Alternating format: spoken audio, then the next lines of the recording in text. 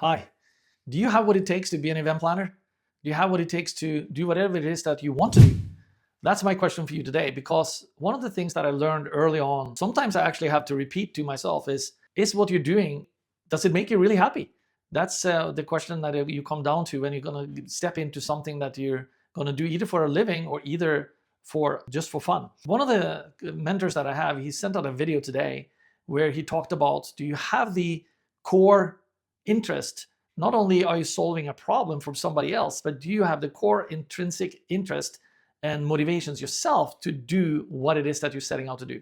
Because if you don't have that and at the same time solve a problem for somebody else, you really should rethink what it is that you are doing.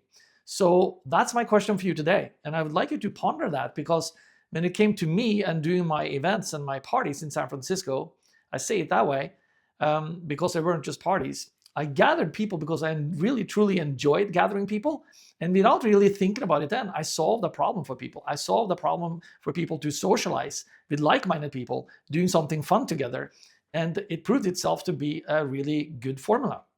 So I did things like I really enjoyed doing, like for instance having a beach party, or going to the park and play a game, or taking over a big nightclub and have 3-4 different rooms with different music, 70s and 80s music, European music, Latin music. I had an 11-piece Latin band, and I engaged one of the biggest salsa groups in the city called Salsa Crazy. And I've been taking salsa classes for many years.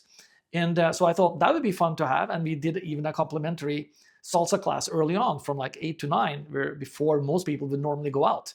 And we had a VIP hour downstairs with sushi that we had sponsored, and the drink specials, so people could mingle and meet and talk a little bit before the party. Many people wanted to meet somebody else and maybe have a chance to talk. But in the middle of a party, when the music is loud, then it's a different scenario. So are you solving a problem, or a problem that you are going for in terms of your business or your interest?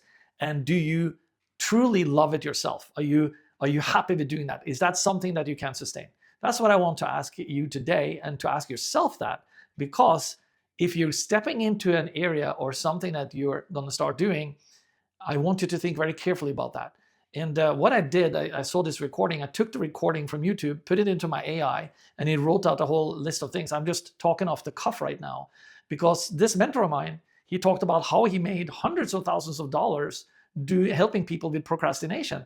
But after a while, he realized that was not his ticket. It is not what would make him sustain doing it. Sure, he solved a problem, but he didn't have the intrinsic values himself for carrying on in that. So I hope I say this the right way. English is not my first language, but you get it. You know what I mean? So that's what I want you to kind of ask yourself today. Again, is this something that you can sustain doing? And is it something that you have fun doing? And is it a problem that you're solving for somebody else? I know that the answer, actually, I didn't even ask myself those questions, it just happened to be because I found something I was passionate about. I wanted to solve a problem for myself, to make more friends, have more fun, and make a bigger network.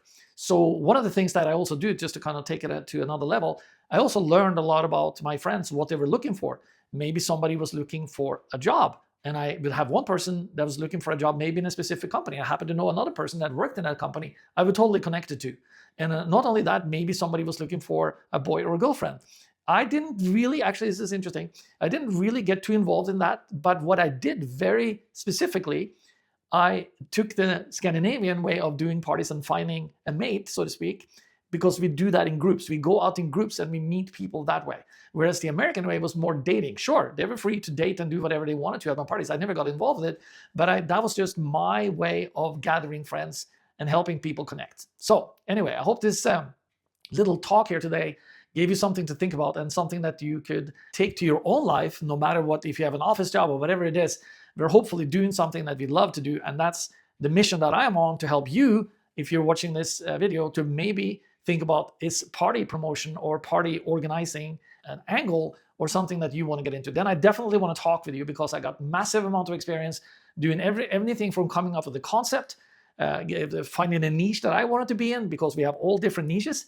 And that's what I want you to take a look at today, and think about that, because I can help you. I know everything from setting up the right venue and negotiating the deals, working with sponsors, most importantly, promotion through friends of friends and growing your network, and working with co-hosts and partners, That's also another thing I also learned, very importantly, to do that the right way. And also just work your business and be passionate about what you're doing, because that's the more energy and more passion you have for what you're doing, when you're true to yourself, it changes everything around you. And I've been getting feedback from people, and this is not solicited, but they're saying, "Oh, Alf, your parties changed after you stopped doing your parties." And I'm not going to say anything more, but that was kind of interesting to hear. And I've heard that from more and more people, which is something I'm proud of, because I knew I brought something unique to the formula that some other people didn't have. And of course, we're all different. And the other person would bring great things that he or she had. And just like I'm bringing things that I had. So it's the mix of that you want to try to get good at. But now I'm getting into party event promotion again. I'm passionate about it, as you can tell. And comment below. I'd love to hear from you if this is something that sounds interesting to you. And here's my famous high five, and I'll see you on the other side.